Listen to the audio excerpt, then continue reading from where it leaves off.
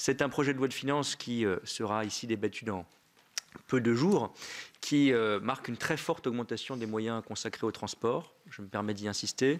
J'avais présenté, pour ce qui me concerne, mon premier budget de transport, des transports l'an dernier, à peu près à la même époque devant vous. Et c'était un budget qui était en augmentation de 13% par rapport à l'année précédente.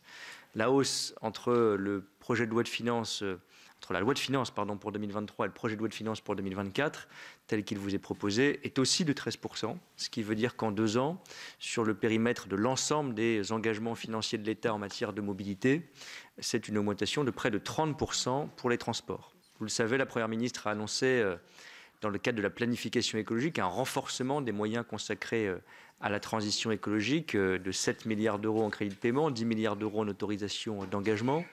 Sur cette hausse de 7 milliards d'euros, les transports représentent la plus importante, avec 1,6 milliard d'euros de hausse. C'est cela qui se retrouve dans le PLF 2024, sur le périmètre consolidé que j'évoquais, puisque, comme vous le savez, la vision d'ensemble n'est pas toujours facile à restituer, puisqu'il y a à la fois le programme budgétaire le plus directement concerné, le programme 203, et puis d'autres outils budgétaires qui sont dans le budget lui-même ou dans les satellites de l'État, si je puis le présenter ainsi, à la fois d'autres programmes. Je pense au bonus écologique, par exemple. Je pense aux aides à l'aéronautique, d'autre part.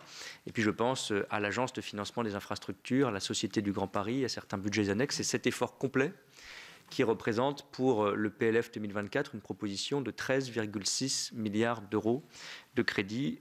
Donc encore une fois, une hausse de près de 30% par rapport à ce qu'il était il y a 2 ans.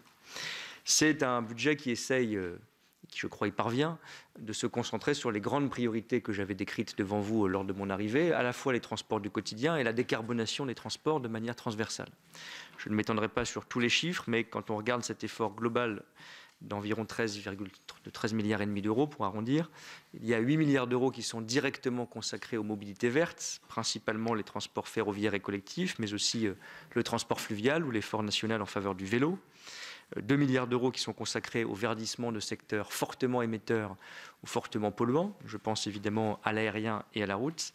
Et le reste qui est consacré à la modernisation du réseau routier. C'est un point sur lequel le Sénat est, je le sais, très engagé et très vigilant.